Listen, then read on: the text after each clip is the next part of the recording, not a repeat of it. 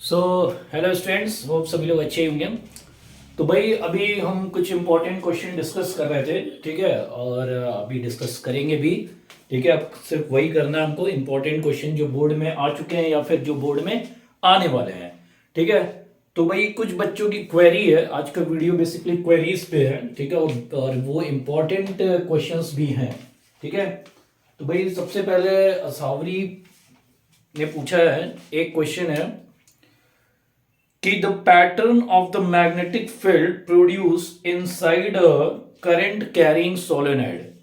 ठीक है, तो भाई सोलेनोइड कैसे बनता है भाई, ये सबको बता दिया था मैंने। ठीक है, ठीक, तो मान लेते हैं ये सोलेनोइड है। ठीक है, ठीक, और इसमें जो है करंट फ्लो हो रही है। ठीक है, तो करंट फ्लो हो रही है तो ऐसे फ्लो हो रही है, इसका मतलब ये हो गया भाई तुम्हारा क्लॉकवाइज। ठीक है, तो क्लॉकवाइज करंट फ्लो कर रही है तो वो क्या हो जाएगा भाई, साउथ पोल। ठीक है, मैंने बताया था क्लॉक फेस रूल। ठीक है, अगर करंट क्लॉकवाइज अगर ट्रेवल कर रही है तो वो हो गया साउथ पोल, और अगर एंटी क्लॉकवाइज ट्रेवल कर रही है then that is north pole. Okay, तो यहां तक पिक्चर क्लियर थी। ठीक है, तो ऐसे ही ये बन गया। तो भाई ये हो गया हमारा साउथ पोल और ये हो गया नॉर्थ पोल।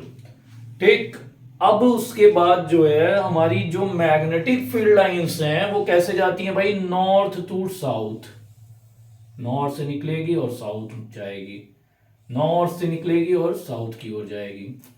ठीक है, तो भाई मैग्नेटिक फील्ड हमारी लाइंस ऐसे ही ट्रेवल करती हैं। ठीक है, नॉर्थ टू साउथ।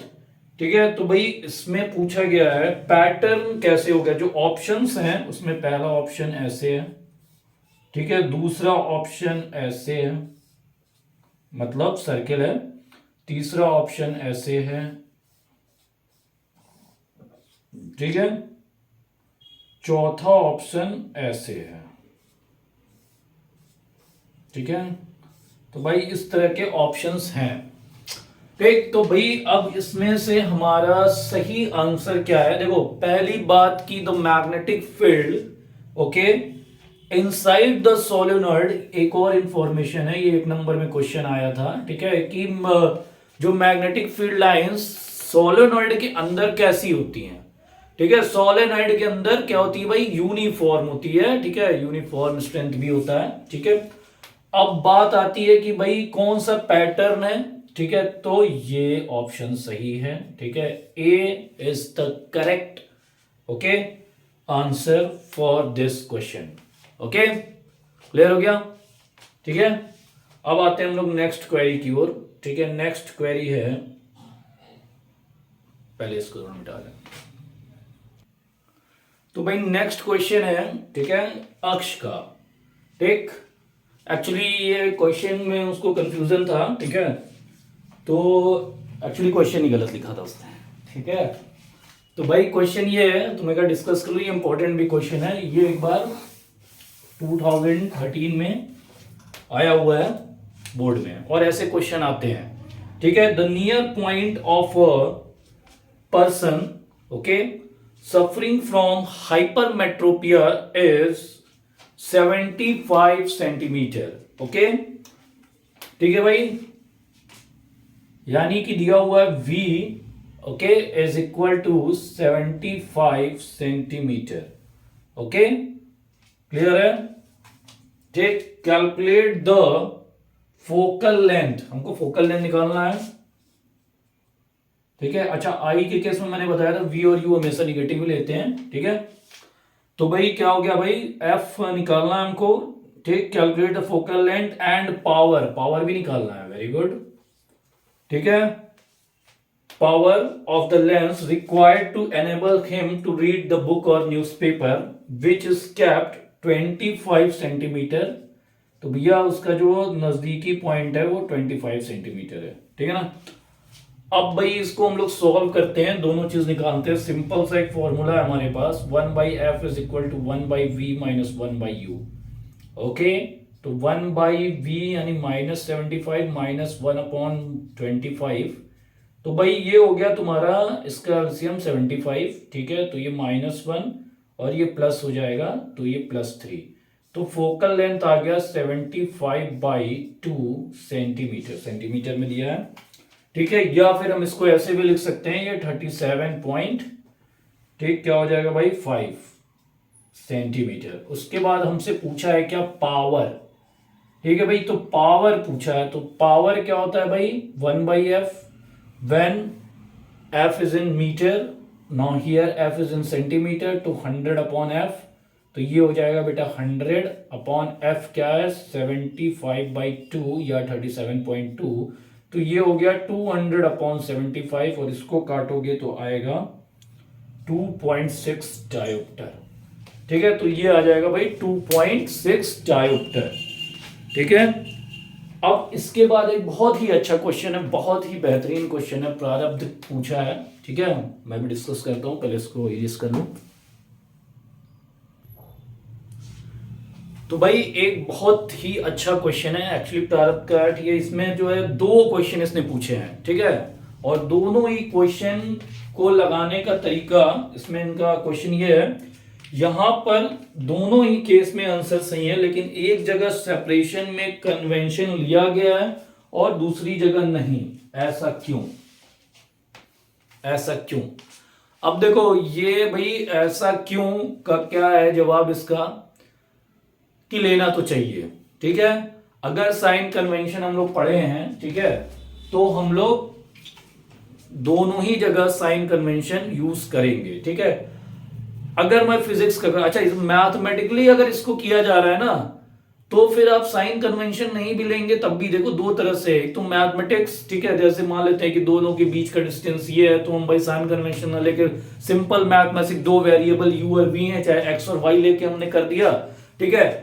तो भाई x और y लेके किया हमने, ठीक है, तो भी हमारा आंसर आएगा, आंसर आएगा, ठीक है, बिल्कुल आएगा, ठीक है, क्योंकि भाई वो भी मैथमेटिक्स ही है, और साइन कन्वेंशन लेंगे तब भी हमारा आंसर आएगा। अब देखो एक केस में जो है लिया गया है और एक केस में नहीं लिया गया, तो अब मैं दोनों केस में साइन कन्वेंशन लेके करता हूं, ठीक है। इसमें पहला जो क्वेश्चन बनता है, ठीक है, शायद नहीं कराया था क्लास में, ठीक, तो ये क्वेश्चन है, student has to project 3 time of magnification, okay, of a candle flame on a wall. अब बेटा ये वॉल पे बन रहा है, ठीक है, एक कैंडल फ्लेम का इमेज जो है, ठीक है ना, दिख रहा है, वेरी गुड, ठीक है, तो वो बना तुम्हारा वॉल पे, ठीक है। यानी कि भाई कौन सा लेंस होगा, ये तो हमारा क्लियर हो गया कि कॉन्वेक्स लेंस होगा, ठीक है, तो कन्वर्जिंग लेंस ही होगा, ठीक है। क्यों भैया, क्योंकि इमेज स्क्रीन पे मिल रही है, अगर स्क्रीन पे इमेज फॉर्म्ड हो रही है तो इसका सीधा सा मतलब यही है कि भैया हमारा रियल एंड इन्वर्टेड इमेज बन रहा है, ठीक है भाई, क्लियर है, बहुत बढ़िया। तो भाई लेंस कौन सा हो गया हमारा, कॉन्वेक्स, और मिला कहां इमेज हमको, वॉल पे, ठीक है। तो भाई है क्या हमारे पास, कैंडल फ्लेम है, ओके, एक कैंडल फ्लेम है, ओके, एक कैंडल फ्लेम का जो इमेज बन गया वहां पे, ठीक है।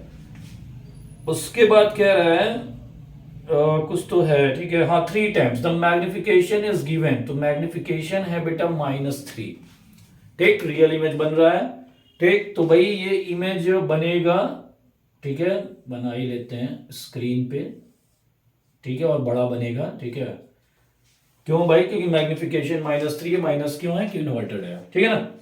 उसके बाद कह रहा है दिस नहीं, कहा गया, ऑफ अ वॉल है, name the type of the lens, तुमने बता दिया, very good, for these purpose, ठीक है, ये भी बता दिया हमने, कौन सा लेंस है, कॉन्वेक्स या converging, full stop. If the candle flame is at a distance of 6 centimetre from the wall, 6 centimetre from the wall, यानी कि भाई यहां पे U है और ये है V, ठीक है, और कैंडल फ्लेम मतलब यहां से यहां तक का डिस्टेंस 6 सेंटीमीटर दे रखा है, ठीक है, वहां से वहां तक का डिस्टेंस क्या दे रखा है भाई, 6 सेंटीमीटर, ओके। तो V/U इज इक्वल टू -3, तो V इज इक्वल, ये क्वेश्चन मैं क्लास में डिस्कस किया था बहुत बेहतरीन तरीके से, ठीक है, 2 क्वेश्चन लिया था और सीधे ऐसे ही मैंने कुछ किया था, ठीक है, तो v is equal to -3u यहां से हो जाएगा। और भाई u plus v is equal to 6। Okay, तो भाई अब जो है बात ये आ गई कि भाई हमें यहां पे साइन कन्वेंशन लेना चाहिए कि नहीं लेना चाहिए। बिल्कुल लेना चाहिए, ठीक है, साइन कन्वेंशन बिल्कुल लेना चाहिए। देखो यहां पे मैं ये बता दूं कि भाई साइन कन्वेंशन लेना है, ठीक है। अगर आप नहीं लेते हैं, ठीक है, तो मान के चलते मैथमेटिकली इसको u प्लस वी करते हैं, तब यहां पे u को आपको निगेटिव लेना पड़ेगा, अदरवाइज आंसर नहीं आएगा, ठीक है। तो हम ये फॉलो करते हैं, हम अपना फिजिक्स का रूल ही फॉलो करते हैं, मैथमेटिक्स को थोड़ा साइड में रखते हैं, ठीक है, और हम जो है क्वेश्चन ये करते हैं विथ साइन कन्वेंशन। तो भाई u निगेटिव होगा तो यहां से v माइनस यू हो जाएगा हमारा 6, ठीक है बच्चों। तो भाई v minus u is equal to 6 हो गया, ठीक है, v minus u is equal to 6 हो गया। तो यहां से v माइनस 3u है, -3u minus u is equal to 6। Okay, यही होगा भाई, v की वैल्यू -3u हमने निकाली है ऊपर, ठीक है, तो यही होगा, ठीक।